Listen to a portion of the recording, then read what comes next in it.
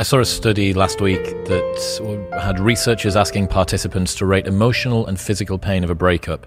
They found that women tend to be more negatively affected by breakups, reporting high levels of both physical and emotional pain. But while breakups hit women the hardest, they tended to recover more fully. Men, on the other hand, rarely fully recovered. I thought that was very interesting. I wasn't too sure what that meant. Yeah, it's interesting. It also rings true with my experience and my observations. I think this could relate to a number of things, and here I'm painting with a broad brush, right? But how comfortable one is feeling their feelings, is male or female, is going to strongly dictate how quickly one moves through grief. This is the same thing as trauma. The more willing someone is to feel the full depth and intensity of the feelings that they associate with that trauma, the more quickly they're going to move through the trauma.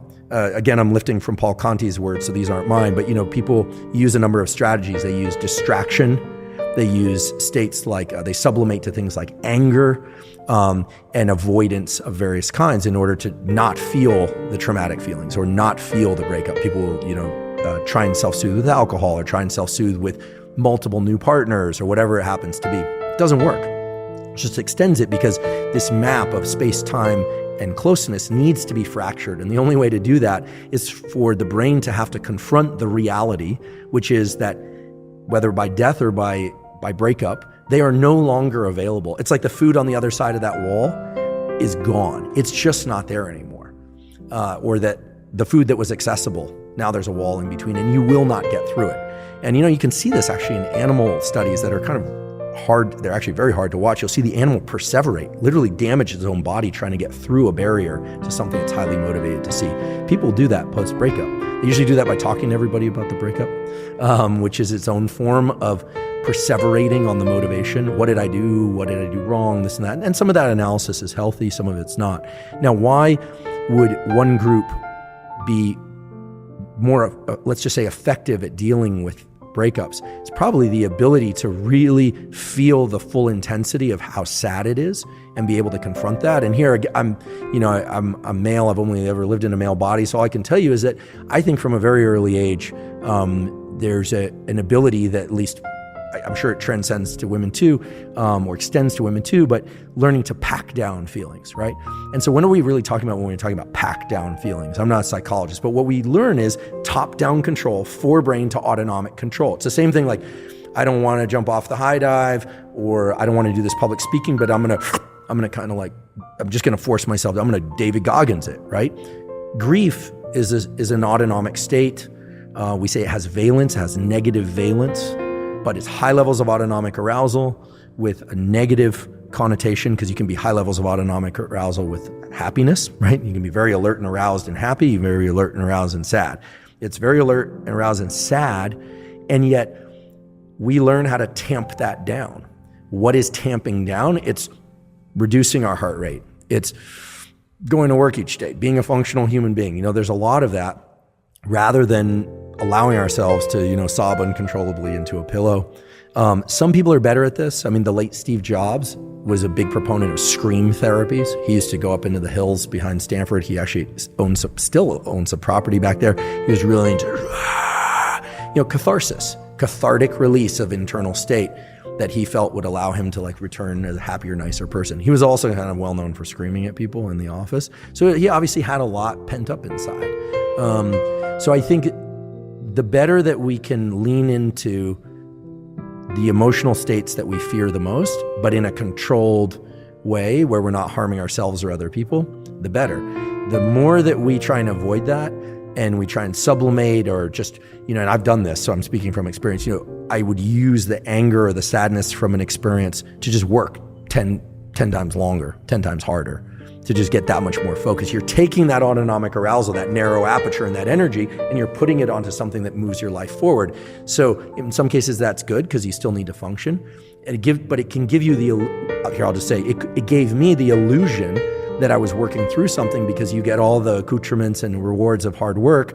But what you don't do is remap that space-time closeness map. And then I guarantee you find yourself 5 or 10 years later wondering why you're so exhausted or why certain things in life aren't going well. And it's because when they say you haven't dealt with the loss, you never actually allowed yourself to feel the feelings. But once you do, it's like a valve, it releases. You hear musicians say that the most recent album was shit because I didn't have any heartbreak to work through. Right. And it is strange how people... It's a difficult thing to pass because a little bit of it is kind of like alchemy, right? A little bit of it is kind of like turning something that's terrible into something that's useful and beautiful. It's fuel. But you're right, it's a hiding away from what it is that you actually need to do, from the work that you need to do. And in a world which is a meritocracy where people want success and status and accolade and fame, and you go, well, enemies and revenge and bitterness, resentment, pretty good motivators. Maybe I could use some of that. Yeah. Maybe I should go out of my way to try and put myself into positions where this motivates me. And working out where that falls on the ledger is a difficult one. It is, and I think it depends on life stage, and it depends on how one is going to work it out. I mean, the narrative around the shark dive, I mean, even as I say it now, that was 2017 was the second dive. When I think about all that, I think like that was crazy. I was out there studying fear, and I almost was the professor who died studying fear. It would have been a terrible end to the story. What was I doing? Don't do this. But there are times in our life where we feel compelled to take on certain challenges for whatever reason. There's a phrase that doesn't exist in the scientific literature, but it captures two components of physiology that are absolutely factual. Earlier, we talked about limbic friction.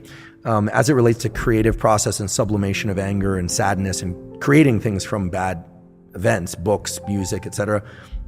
The words that come to mind are limbic resonance.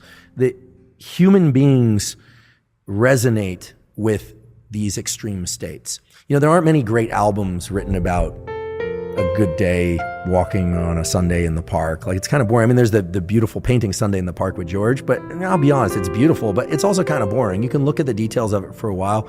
People like intensity. The Scream is, people can look at that for a long time, and it speaks to the psychosis of the artist, etc. People don't generally bond through passive, relaxed states unless they've also been through a lot together, right? I mean, you even think about we could talk about this separately if you want, but all of us are here because of the autonomic seesawing that is the reproductive act. It goes from highly aroused... Is that how you refer to it in your lab? Yeah, a scientist. Autonomic seesawing. It is. It's very interesting that the arousal process is one of increase in autonomic arousal in order to get true arousal, but then not so much that it inhibits arousal, then mating behavior, and then the orgasm response in males and females is highly what we call sympathetic, not emotionally. It can be, I suppose, emotionally sympathetic, but from a pure physiology standpoint, it's a hyperactivation of the stress system, even though it has positive valence. And then there's a very quick rebound to the so-called parasympathetic arm of the autonomic nervous system, this deep relaxation, which we don't really know why. I wasn't consulted at the design phase, but we think that post-coital bliss and the kind of relaxing, the desire to not run around a bunch more for most people, was to exchange odorant molecules to increase pair bonding. And even if people aren't trying to pair bond, because people don't always just mate to reproduce, but that some of the molecules that are released in each of the two individuals, oxytocin being the main one, give people a sense of kind of post-coital bliss, and it's a very calm one that creates opportunity for bonding and discussion. There's all like pillow talk. There are other forms of pillow talk too. Post-nut clarity, Andrew. Well, but for women, it might be something different, right? Of course, a different name. I only speak in the language of physiology. But for both men and women, this happens. It creates this little orb of closeness that is both physiological but neurochemical too. So what we can say for sure is that whether or not it was in vivo or in a dish, we are all here because two parents, right? A male and a female, unless you're a condor where two females can produce a baby. This has now been shown, right? But as far as we know, where a male and a female reproduce because they each went through this arc of arousal, not too high, arousal, extreme stress, relaxation. That happened separately or together, because in vitro it could be fertilization could be separate. So the test of whether or not we get to reproduce is actually the ability to assuming that people are doing this together and not through in vitro fertilization, is a test of whether or not people can coordinate their autonomic nervous systems. Now, there are ways around that and to override it, but by and large, that's the way humans evolved and the way all other animals evolved.